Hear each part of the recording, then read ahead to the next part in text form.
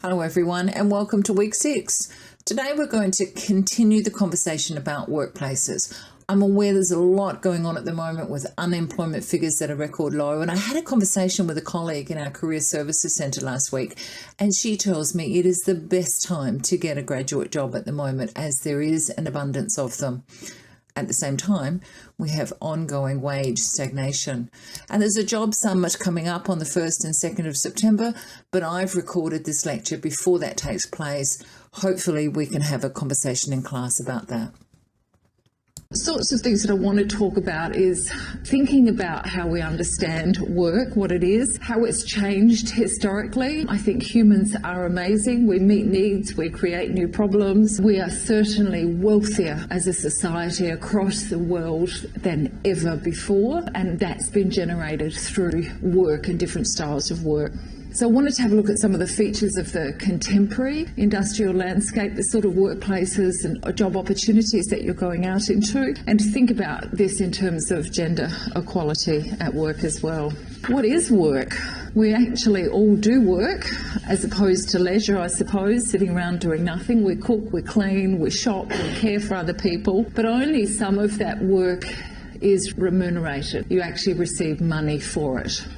Moreover, sometimes what we consider work on a personal level is quite idiosyncratic. It's about what it means to us. So work to me is to cook, because for many years I was a primary carer for my children, and so cooking was a part of my work, and I still, even though I don't do all of the cooking in the family anymore, I still consider it work. So it's not something that I want to do in my leisure. However, I have colleagues who adore cooking and don't see that as work at all. That's a creative outlet for them. So it can boil down to what it means for us. And we do contrast it with leisure, with what we can do in our own time, which is up to us, where there's a lot more choice about it. That, it's less of the have-tos. And again, whether or not we get paid for what we do is also dictated by our culture as well. We do have a hierarchy of work that's set up, which is both kind of spoken, unspoken, implicit and explicit, who should be paid more and why. So we might have those conversations and we might not, we might just think about it. And often that hierarchy of work and who gets paid more, it's quite a clear hierarchy, often it does reflect other social structures, such as gender, ideas about age. Think about not everybody under the age of 21 will get paid as an adult, even though if you're at 18, you're an adult, and you might still be doing the work of an adult anyway. And then seniority as well, things like that. However, the hierarchy can be resisted, there's no doubt about that, and I'd like us to think about that and transformed, and it certainly has been transformed in the past by people getting together and forming unions or becoming collectives in some sort of way. In terms of the hierarchy, I'd like to ask you what you think about this, that it seems to me that childcare is at the bottom or pretty close to the hierarchy in terms of work, whereas medicine is at the top. Would you agree with that? If I was to explain that or theorise about that, then I would suggest that that would go back to old ideas about women doing the primary care for children, being responsible for that, and that was often unpaid work, and it's still quite low paid work when you drop your children off to a childcare centre. What motivates us to work? Well, the most obvious reason, obviously, is that we need to feed ourselves, we need to shelter ourselves. And in a consumer society, that's not enough either. That's the very, very minimum, very basic. That wouldn't be enough these days. Beyond that, though, we do have other complexities, so consumerism is part of that, but we'll have other reasons, perhaps, for engaging in paid work as well. And from a sociological point of view, we internalise or take on board, I guess, all of the social and cultural narratives around about what success is, about what prestige is, and about a good work ethic. And there's a sociologist, Max Weber, who's done a study in early 1900s, and he argues that in America there was a link between the entrepreneurial culture of America and the Protestant Christianity that was thriving in that particular culture. So he made connections between religion and the workplace, and we could possibly have a look at that sort of thing as well. So it's quite complex, but it's on the basis that we do work and pursue a career. So if you were to say as a young person, no, I don't want to work, what do you think would be the reactions to that from people around around you in Australia. There's an expectation in Australia, and certainly that's a very strong expectation for people who are unemployed, that we are supposed to be out and doing something productive with our lives. Some sort of psychoanalytic explanations have tried to analyse as well why we pursue particular careers, and you can do things like personality tests to see what sort of work that you might be suited to. So there might be some sort of things below the surface and sort of unconscious drives that'll channel us in particular directions as well. So there's this guy called Abraham Maslow. Have you come across this hierarchy before? What he said was that we had this hierarchy of needs, and we have the very basic ones, the food and the shelter that I mentioned before. But once those are met, then there is this hierarchy that we might strive for. Safety is important, belonging is important, until you get up to self-actualization. And his idea about that was kind of a sense of fulfilling. So if you're in a job, want to be in a work that's fulfilling as well as maintaining yourself physically, then you're probably striving for self-actualization. Not everybody wants to do that, and that's not necessarily an important thing in all cultures. So it just is something to think about, why it is that we do go to work, why we choose the sorts of jobs that we do, to think about the sorts of stories we hear about work and the importance of it in our lives. Work has changed enormously just in my own lifetime, and it will continue to change. I think we'll see some patterns go back to pick up some old ideas. For example, the 9 to 5, Monday to Friday working week is relatively new, but again, we're starting to see that shift as people can work from home and get up and work in their pyjamas and work late and take work home. So with technology, we're starting to move away from that particular pattern. Prior to industrialisation, workers didn't use 9 to 5 at all. They went with the seasons, particularly because of agriculture, and the sunrise and the sunset would be what structured their day. So that was for hunter-gatherers and also agricultural workers in feudal societies. Work was not necessarily divided between family and outside of family as it is now, so not those boundaries between home and work. It was all kind of conducted in the one unit. Think about the Industrial Revolution from the middle of the 1700s. Quite a lot of technological advancements, such as textile machines, steam engines, are actually linked to this idea of an industrial revolution. These advancements in technology led to this transition then from handmade and homemade goods to mass production of goods and to increasing wealth, particularly in Western economies.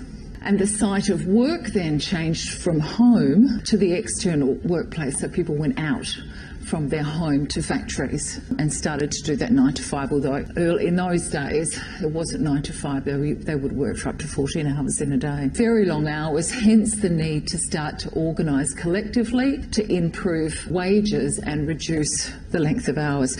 And children also worked during this period as well in factories, and it wasn't uncommon for families to have a lot of children because the children became a source of money for families as well.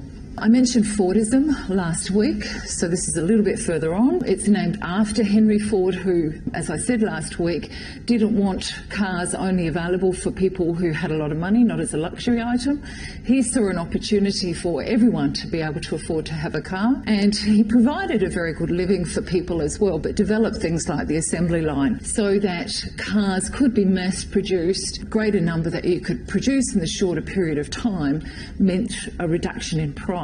He also tended to pay his workers really well, not just because he was altruistic, but who was going to buy those cars if the workers couldn't afford them. So it kind of made a lot of sense as well. The main features of that were standardising the product, and the joke at the time where you could have any colour as long as it's black. I think most Ford cars at this period were black. Use of equipment so that you could have this assembly line and you'd have a worker just working on one aspect of the car, perhaps just putting on the wheels, and the workers being paid what was called a living wage. So a decent wage, very unlike the earlier years where the calculation was worked out so that a man could support, it usually was a man, and those living wages were calculated on a man supporting a family. The critiques of Fordism, though, picked up on some of Karl Marx's ideas of alienation, to say that within that model, workers didn't gain meaning from their work because they were no longer putting together a whole product from beginning to end. This is seen then as a separation. You know, you're just putting on the wheels, you're not seeing the whole product at the end of it. Compared to that sort of pre-industrial life where you were doing the whole, you were setting your schedule for your work, you could do that in your own time, but also the content of your work. You weren't being told what to do by a factory owner. Therefore, he reckons you had a more personal connection to your work and a broader range of skills. I'm not sure, after years of talking to factory workers, that I necessarily agree with the fact that his argument that there's a lack of meaning, because I've talked to many factory workers, and particularly those who are losing their jobs within factories, who had the meaning came from supporting their families. It wasn't the sort of work that they were doing so much as they were able to support their families, buy a house, have a weekend house as well, and that was what gave them meaning, not the actual job. But efficiency was very important, and that's a theme that continues on today. Post-Fordism, I also talked about last week. This is kind of the time in which we're living from the late 20th century onwards, and some of the things that I talked about last week is this move away from mass production now and to working in small batches, very specialised jobs and products, many advances in information technology, the rise of consumerism, and maybe we're seeing a decline, I don't know, but the rise of the knowledge worker, people like yourselves who are going to go out and not do manual labour, but work with your minds and with the knowledge skills that you have. And the feminisation of the workforce, in that we have more and more women in the workforce now too. And I think I mentioned neoliberalism last week as well, so there's been shifts in ideas about how we live as well. So in the contemporary industrial landscape, we do have these knowledge workers, and you're going to be those. So individuals who are applying concepts of knowledge, not using your hands to physically make things. Non-linear careers, so the idea of the portfolio worker that I mentioned last week, where you might have different occupations, work for different organisations, transfer your skills from one job to another. And lots of contingent workers these days. Organisations will hire people when they're needed. I remember when I was a young woman being told that if you worked for the ATO, that was fantastic, the Australian Tax Office, because you only worked for 6 months of the year when it was really, really busy, and the rest of the time you'd be sitting around twiddling your thumbs as a kind of stereotypical public servant. But these days they wouldn't have a large team of people sitting around twiddling their thumbs for 6 months of the year. They would hire in casuals on those busy times, so that would be a contingency worker. And we've seen a lot of de-skilling as well, which has resulted in what some people disparagingly call McJobs. These are jobs you don't need 3 years of a bachelor's degree to do the jobs. They're very low status, and they won't necessarily lead to very much in the way of future possibilities, although of course you can be trained to be a manager within some of those organisations.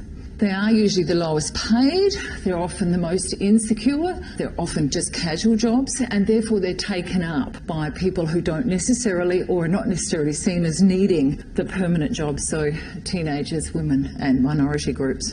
Often found in call centres, banks these days. The bank jobs are very different now to the way they were 40 years ago, when a bank job was very prestigious. It no longer, that's been de-skilled quite dramatically. And of course in fast food.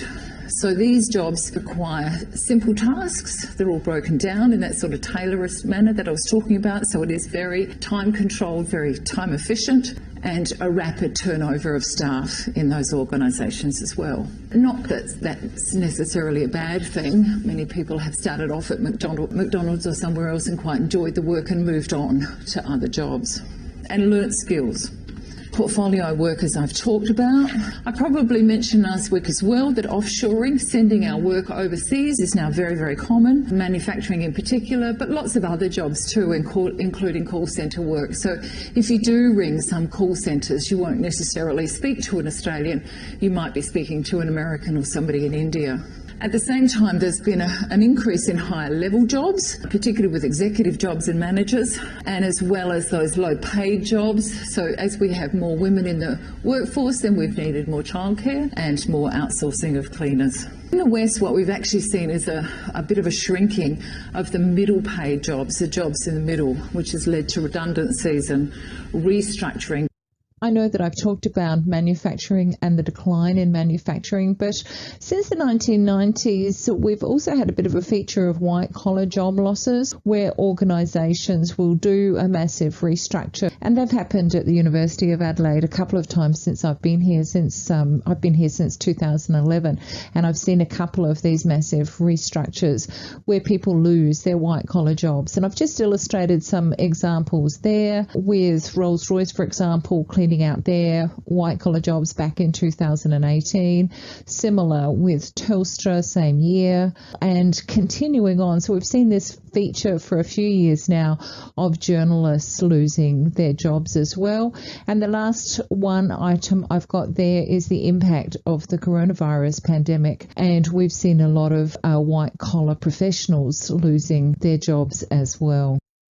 At the same time as we've had these features of white-collar jobs going, manufacturing jobs going, more and more low-end jobs increasing, and the precarious nature of the workforce that I've talked about before, we've had this other sort of odd feature as well where CEOs, chief executive officers, are getting extraordinary salaries. And the examples I've got up there are from financial year 2018 to 2019. And they receive, so Alan Joyce of Qantas heads the list with a realised pay, and a realised pay is not just a salary, but it includes other bonuses and benefits that the CEO receives. He's at nearly $24 million.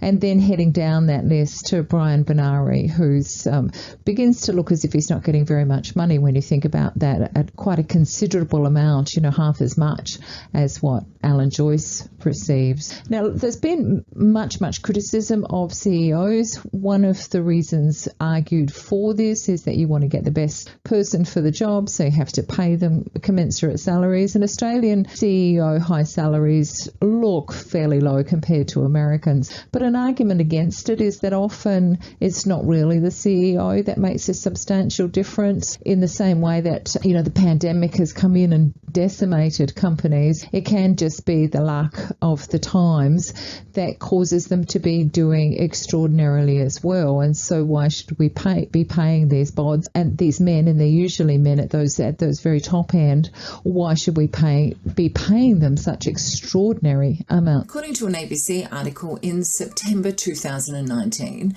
Alan Joyce had benefited from a large long-term incentive allocation first granted in 2014 when the share price was $1.26, that then vested in full during the financial year 2018 to 19 when the Qantas share price had gone up to $5.66 and his pay then halved. In March 2020, Alan Joyce said he wouldn't take any salary for the rest of the financial year because of the COVID-19 pandemic and consequent crisis in the airline industry. Fast forward to 2022, and we know that Alan Joyce has been loudly criticised for problems with Qantas, including flight cancellations, delays, baggage mishandling, etc. According to the Financial Review, in November 2021, overall CEO salaries had pay increases of more than 20% in the 2020 to 2021 financial year, partly due, the article goes on to say, to soaring share prices. These are the top 7 CEO salaries for the 2021 financial year. Says journalist Matthew Elmas of New Daily on the 13th of July this year, if the average worker wanted to earn the $264 million plus that Eisen and Molnar did, they'd have to work for another 2,000 years. He goes on to say that while most workers are struggling with stagnant wages growth, rising inflation and increased mortgage payments, many bosses are enjoying record payments. According to an ABC article on the same day, the 13th of July this year, the average full-time wage with overtime and penalty rates is around $94,000 a year. The Afterpay guys therefore earned more than 2,800 times the average wage. There are 2 women in the list for the financial year 2021 to 2022, which is unusual. The CEO of the Macquarie Group is a woman, as is the head of Fortescue Metals. This is the second time the head of Macquarie is on the list. Indeed, in 2019 to 2021, she actually headed the list. The Afterpay CEOs, Anthony Eisen and Nick Molnar, are, along with Greg Goodman, the only CEOs to have started their own businesses rather than being recruited as CEOs. Michael West Media has been tracking the salaries of university vice-chancellors, our equivalent of a CEO, for the past few years, and I've taken this information from an article Michael Sainsbury published for them on the 12th of August 2022. There's a couple of things to note about VC salaries. First, they're modest compared to the top CEO salaries we've just looked at. Having said that, however, they're more than double what the Prime Minister of Australia receives. Second, most of the Vice-Chancellors have not had a pay increase from 2020, and 2 have taken a pay cut. Both of those were women. Third, universities are accused of wage theft too. This information comes from the National Tertiary Education Union, or NTEU. Wage theft in the university sector, they have a section on that on their website. On the 3rd of August 2022, they claimed that there are millions of dollars owed to casual staff by Charles Sturt University. On the 20th of July 2022, Monash University was accused by them of systemic underpayment of casual academics. On the 21st of March 2022, the NTEU referred Melbourne Uni to Fair Work Commission over underpayment of casual academic staff. On the 3rd of March 2022, Swinburne Uni was accused of underpaying casual staff. On the 8th of November 2021, Monash Uni admitted to $8.6 million in wage theft. I won't go on, but according to the Australian Financial Review, on the 20th of October 2021, 21 of Australia's public universities are being investigated for wage theft. And on the 11th of August this year, the Fair Work Commission reported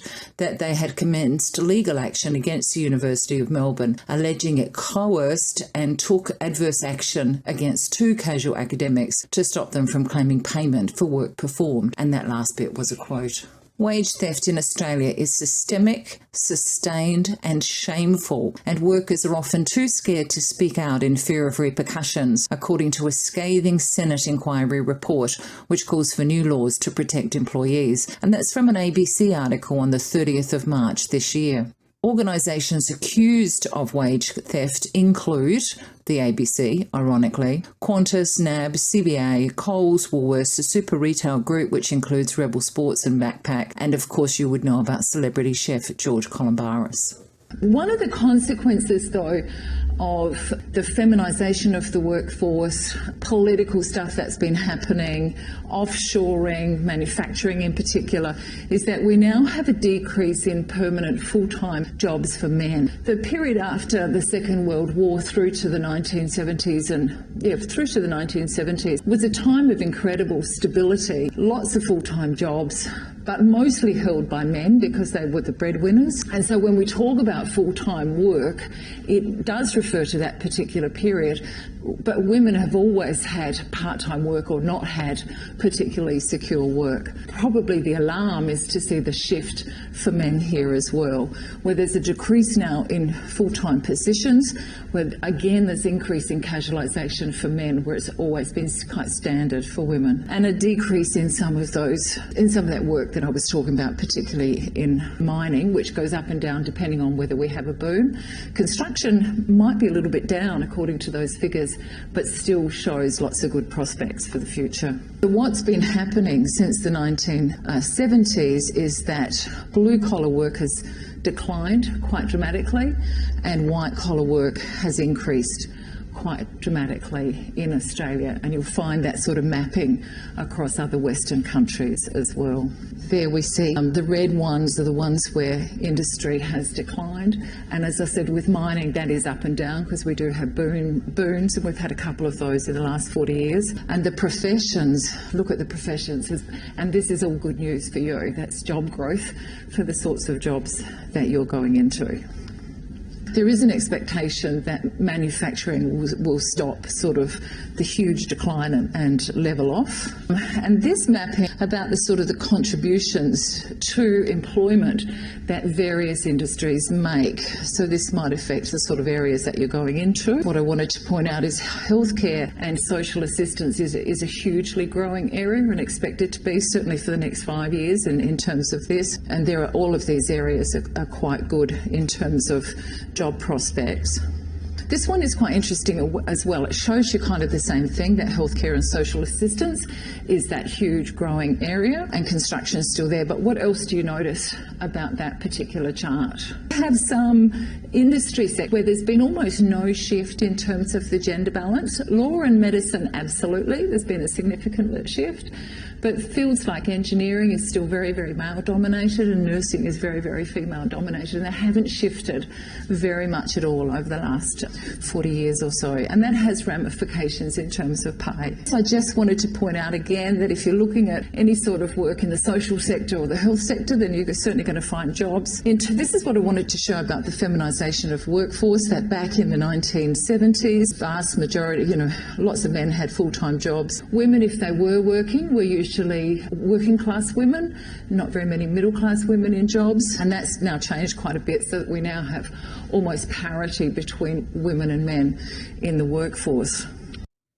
In 2019, men as a group received 13.9% higher income than women. That figure is from the Workplace Gender Equity Agency and is down slightly from 2018 when it was 14.1%. The widest gender pay gap was in Western Australia, where the difference can be at least partly explained by workers in mining and construction, which is highly paid, but where there's a low representation of women. The Australian Capital Territory had the smallest gender pay gap at 8.9%, and that's where most full-time workers are employed in public administration, which has a more balanced gender representation. Women in the over 55 age group were more likely than men to have spent time out of the workforce caring for children. As a result of the extra time women spend in unpaid care work, they have fewer promotion opportunities and are less likely than men to hold higher compensated jobs. In November 2021, the gender gap had dropped slightly to men as a group, receiving 13.8% more than women. The highest pay gap is still in Western Australia, where it is at 21.2%, and the lowest is in South Australia at 7.4%.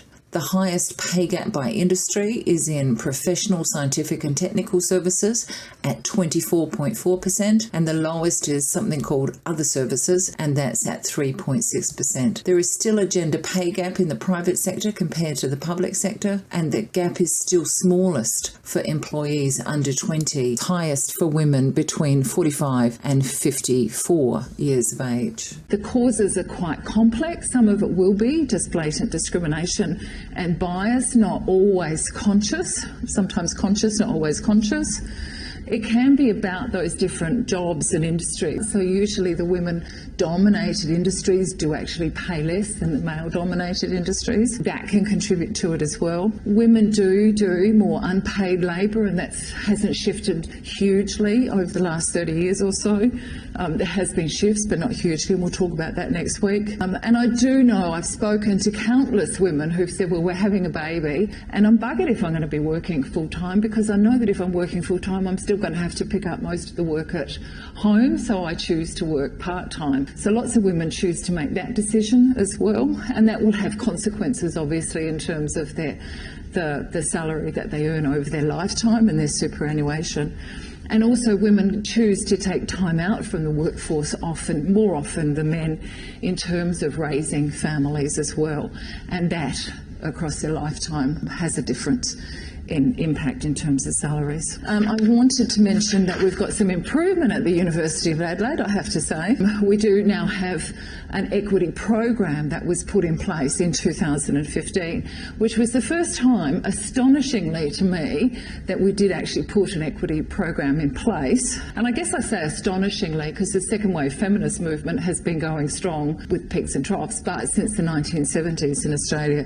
So it's taken a very long time for a quite conservative institution, I suppose, to put something actively in place. Once they did receive their target of 30% of senior leadership positions now being held by women. So they're now trying to achieve 50% across all academic areas, and there's various levels of us, right through from basic academic through to management levels. But in actual fact, overall, in terms of academics, only 40% of the workforce here are women. In boards, there's definitely been an improvement. So government boards are the governing organisations at the top, various agencies, government agencies in this case, and we can see quite an improvement just in a few years, where government agencies are working hard to make sure that they do have gender parity on their boards. And I think in Victoria, I read recently that they have achieved that. So the government agencies are quite good at looking at gender. Those top 200 companies, the ASX means that they're public companies and they're listed on the Australian Stock Exchange. They're not doing so well as the government organisations, and they're the ones with the men receiving those enormous salaries. 68%, this is an improvement, 68% of company boards do have 30% of women, and that's regarded as what's called a critical mass. Once you get to a particular level, this has been calculated at 30%, you actually start to see shifts within an organisation, within the culture, and you will usually see an increasing number of women at the executive level in organisations where there's more women on the boards. The good thing is that we now measure all of that and monitor it, and therefore some organisations are kind of shamed into changing things. So there is change, and yet I guess there's no change as well. So I wanted to introduce some ideas that people have around why that is. But from a liberal feminist perspective, women and men really are kind of the same. We have in terms of the same capacities, particularly, I guess, in terms of what we can do and what we can think. So what differences there are between women and men. I'm thinking in particular now of a particular article by a woman called Iris Marion Young, who talked about throwing like a girl. So things that we learn to do that we don't take up as much, we as in women don't take up as much space. As men don't throw balls in the same way, perhaps a little bit more frightened, is what she talks about in her article, is the result of socialisation, not any inherent incapacity on our part. And patterns of discrimination that we see are caused by both individual and social prejudices.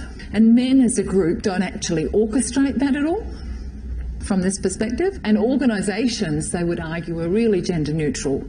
But individual men wield power over women on a daily basis, and we can see that.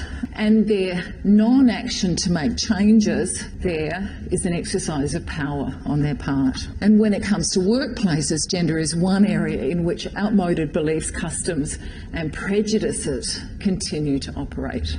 So that's looking at a workplace from a liberal feminist perspective.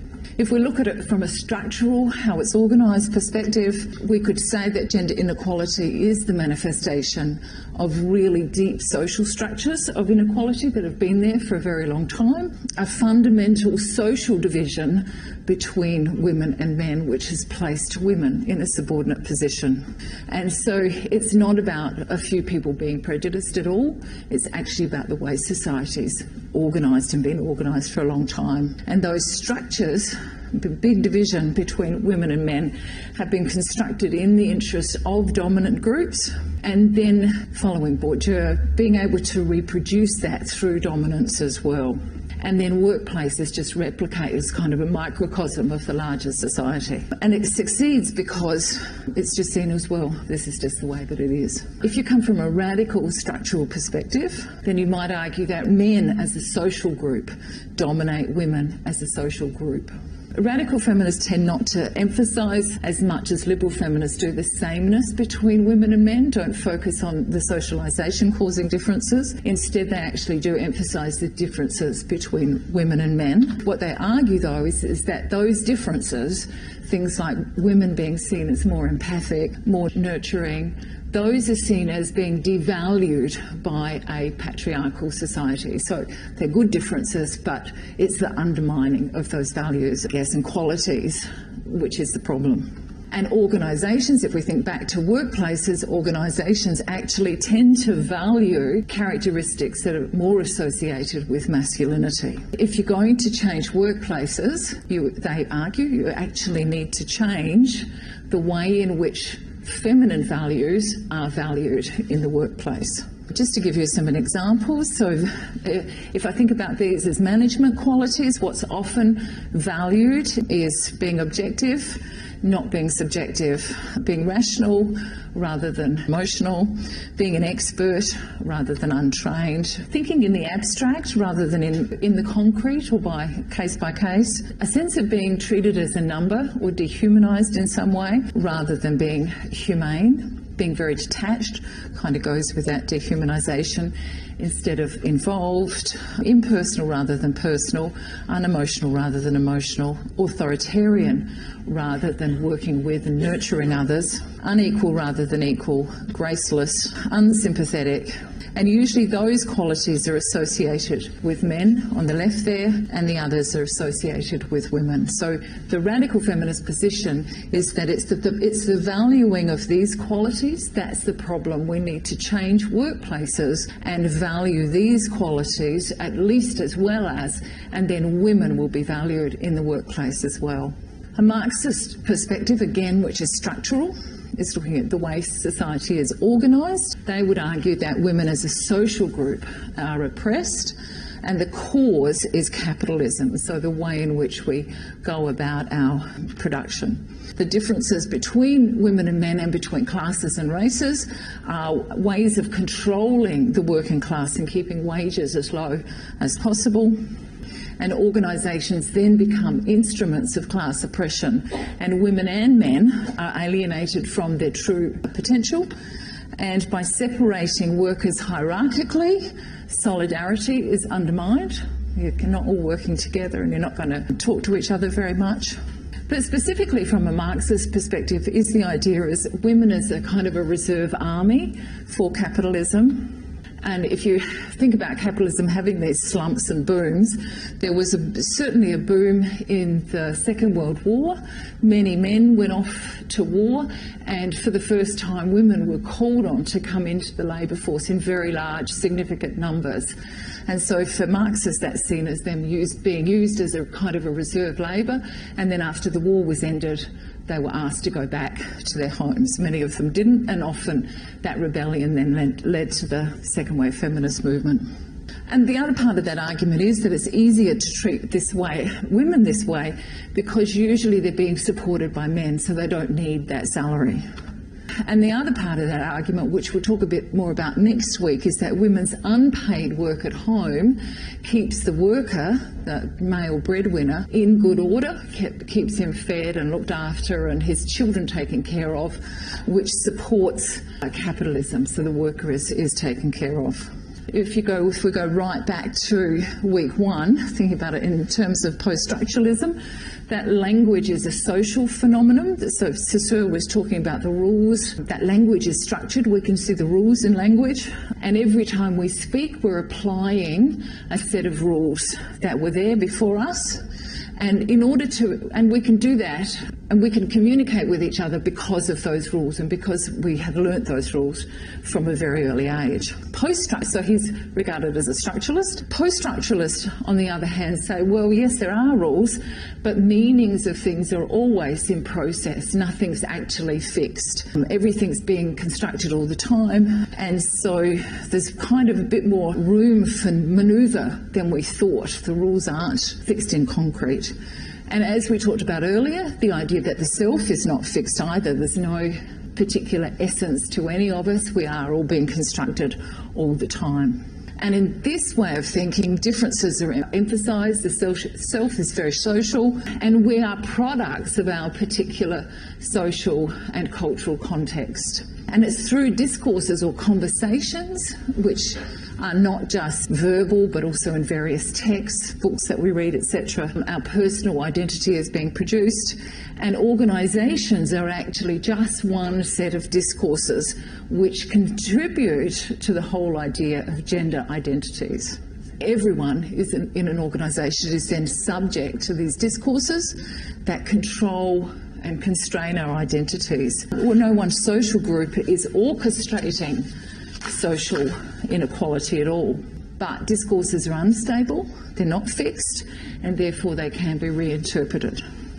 And I guess as an example of how reinterpretation happens is the whole idea of a word like queer, which has been reclaimed by people that used to be a derogatory word, and that was then reclaimed, and now it's a positive word. Well, I would use that as an example of meanings not being fixed, and they can be overturned. Not without difficulty, but they can be. In this sort of way of thinking, resistance, reinterpretation, so reinterpreting queer in a positive way, and change are actually really possible. And to bring up Foucault, he reckons that as soon as there is a power relationship, which there always are in workplaces, there's a possibility of resistance. And we can never be ensnared by power, we can always modify its grip.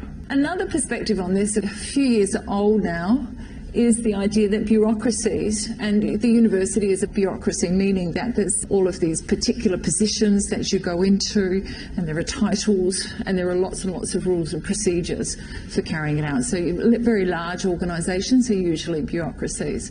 And Max Weber says that's the advantage of bureaucracies is because of the rules and the procedures, they actually do get things done. Disadvantages is that they're not very nimble, they don't really change very much, they take a long time to change. What Cathy Ferguson is saying is that these large organisations are actually just an old version of the old feudal system where you had the aristocracy at the top and the workers down the bottom.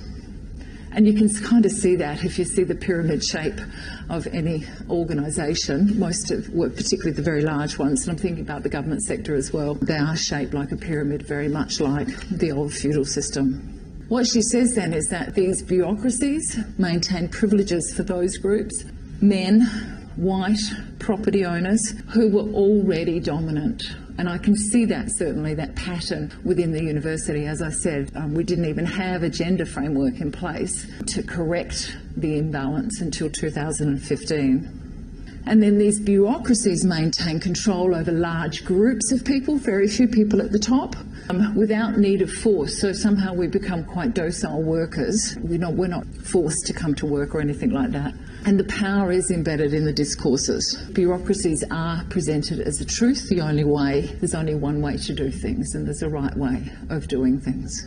So that's something to be thinking about as well. For Cathy Ferguson, bureaucracies are not gender neutral at all, and women in a bureaucracy will see the harm that's done from their usually lower position, and she argues that the way in which women are more cooperative is actually a better way to organise an organisation than a bureaucracy. It's important to consider ethnic diversity in the workplace as well, and that perhaps doesn't get as much conversation or debate or attention as gender equity does. And I'm often reminded of that by a Japanese colleague, a friend of mine, who will be sitting in a meeting and she'll say to me, well, hold on a minute, Dee, there were quite a few women in that meeting at a high level, but there wasn't much in the way of ethnic diversity. In fact, she says, I was the only person who didn't have an Anglo or European background. And it pays us to remember that around about 24% of Australians have a non-Anglo or non-European background, and yet 95% of senior leaders and 97% of Australian chief executives or CEOs have Anglo-Celtic and European backgrounds. 99% of top public servants have Anglo-Celtic and European backgrounds. And at the moment, we only have one of a total of 39 university vice-chancellor who has a non-European Anglo-Celtic background. And it's got a way to go to get more ethnic diversity and equality in the workplace. In summary, workplaces are continually subject to change. As jobs are lost, other jobs are created. Sometimes there is a period of high unemployment, but usually that turns over again. We probably probably do need a discussion in this country about a universal basic income. Women are in the workplace now in huge numbers, but still as a social group, if you think of them as a group, they continue to earn less than men and to be underrepresented in leadership positions. I did hear somebody say recently that it's probably going to take another 118 years before we reach gender equity in the West, which is an awfully long time, sadly. So thank you. But as I said, we not only need to think about gender equity, we also need to think about ethnic diversity and equity in this country too. Great, thank you everyone.